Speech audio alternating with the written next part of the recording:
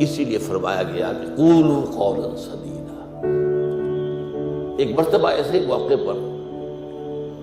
حضرت معاذ بن جبل رضی اللہ تعالی عنہ، ان سے ہم پوری طرح متعارف ہو چکے ہیں، ایک بڑی طویل حدیث ان کی ہم پڑھ چکے ہیں، ان کے سامنے یہی بات آئی تو انہوں نے حیرت سے کہا کہ حضور، کیا جو کچھ ہم باتیں کرتے رہتے اس پر بھی ہمارا مواخذہ ہوگا؟ فرمایا شغلت کا امک ہے ہاں معاذ، یہ بڑے پیار بھرے انداز کی بات ہوتی ہے، اے معاذ تمہیں تمہاری ماں روئے، یہ وہاں کا محاورہ تھا جو بہت ہی اپنائیت والی بات ہوگی، اس میں ملامت کا ایک انداز۔ میں تو سمجھتا تھا کہ تم بہت دین کا فہم رکھنے والے ہو۔ اس کے بعد آپ نے فرمایا لوگوں کو جہنم میں منہ کے بل گرانے والی چیز سب سے زیادہ زبان کی کھیتیاں ہیں، حصائد السنتکم، زبان سے جو لفظ نکلتا ہے وہ ایک بیج بن کر آخرت کی سرزمین میں بویا جاتا ہے۔ اب اگر برا ہے تو کانٹے دار پودا اس سے نکلے گا، جھاڑ جھکاڑ، اور یہ تمہیں جا کر پھر کاٹنا ہوگا قیامت میں۔ حصائد اس کو کہتے ہیں کھیتی کا کاٹنا نہیں ہوتا، حب الحصید۔ دو قسم کی نباتات زمین پر ہیں، ایک تو وہ جو پودا اور درخت موجود رہتا ہے، پھل آپ اتار لیتے ہیں، اگلے سال پھر پھل آ گیا، پودا وہی کا وہی ہے، اور ایک وہ فصل ہوتی ہے گندم کی ہے، چاول کی ہے، گنے کی، وہ آپ نے کاٹ لی، اس کو کہتے ہیں حصید۔ حصائد السنتکم، تمہارے زبانوں کی بوئی ہوئی جو کھیتیاں ہیں، سب سے بڑھ کر جہنم میں گرانے والی شے وہ ہے۔ اسی میں بلکہ ایک ذرا اور حدیث بھی ہے، ذرا اس میں حیا کا پہلو مانے ہوتا ہے بیان کرنے میں، لیکن حدیث نبوی ہے، حکمت کا بہت بڑا خزانہ ہے۔ آپ نے فرمایا مسلمانوں مجھے تم دو باتوں کی ضمانت دے دو کہ تمہارے دو عضو جو بہت ہی چھوٹے چھوٹے سے، ان کا غلط استعمال نہیں ہوگا، جنت کی ضمانت میں دیتا ہوں۔ اب دیکھیے کوئی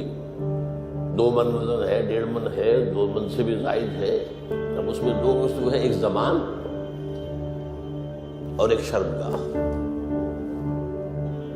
ان 2 کی ضمانت مجھے دے دو کہ ان کا غلط استعمال نہیں ہوگا۔ باقی پورا جسم جو ہے، اس کی جو بھی حرکات و سکنات ہیں، ان کی گویا کہ میں ضمانت دیتا ہوں کہ اول تو وہ ٹھیک ہی ہو جائیں گے، وہ غلط کام کریں گے نہیں۔ جیسے کہ ابھی آیت میں ہم نے دیکھا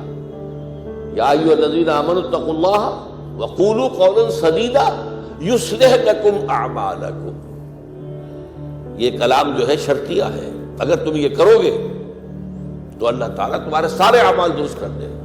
وَيَغْفِرْ لَكُمْ ذُنُوبَكُمْ، اور کبھی اگر خطا بھی ہو جاتی ہے انسان سے، ظاہر بات ہے الانسان مرکب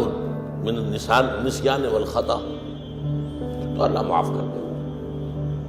یہ فلسفہ ہے دین کا۔ آپ کا رخ جو ہے سیدھا ہے، آپ صراط مستقیم پر چل رہے ہیں، کہ چلنے میں کہیں پاؤں پھسل گیا، گر گئے،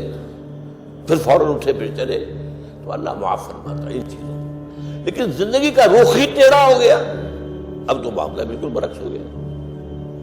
اب تو جو قدم اٹھ رہا ہے وہ غلط رخ پر جا رہا ہے، جتنا آگے بڑھیں گے صراط مستقیم سے اتنا ہی دور ہوتے جائیں گے۔ رخ سیدھا رہے، اللہ کے احکام اور اس کے رسول کی سنت، اس پر رخ پہ آدمی چل رہا ہے۔ جو اللہ چاہتا ہے، عبادت رب، شہادت علی الناس اور اقامت دین کی جد و جہد، اس میں انسان لگا ہوا۔ اب خطا ہو گئی، غلطی ہو گئی، لغزش ہو گئی، کیونکہ مجھے یاد ہے آج تک اپنا ایک واقعہ میڈیکل کالج میں 5th ایئر کا، بڑا دیر ہو گئی تھی، فرسٹ لیکچر ہمارا ہوتا تھا جو سرجری کا، ڈاکٹر امیر الدین، وہ بڑے سخت تھے، 5 منٹ کی مہلت دیا کرتے تھے، اس کے بعد دروازے بند، اس کے بعد آپ آئیں گے تو پھر آپ داخل نہیں ہو سکتے۔ تو میں تیز چل رہا تھا، بارش ہوئی تھی، سائیکل پر تھا، سائیکل پھسلی میں گرا، گرتے ہی بجلی کے مانند اٹھا مجھے آج بھی یاد ہے کہ میں حیران ہوا کہ میں جب اٹھ چکا تھا تو مجھے معلوم ہوا کہ میں گرا تھا۔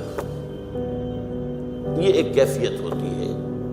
کہ آدمی جو ہے، ایک یہ ہے کہ گرا تو پڑا ہوا، تو ایک تو یہ ہے کہ گناہ کے اوپر ڈیرا لگا لیا جائے،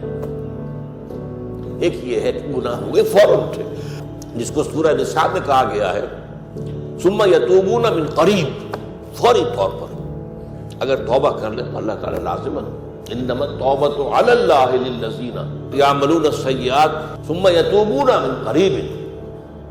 کوئی گناہ تو ہو گیا، خطا تو ہو گئی، فوراً توبہ کر لیں، اللہ تعالیٰ صاف کر دے گا فوراً۔ اللہ نے اپنے ذمے لیا ہے،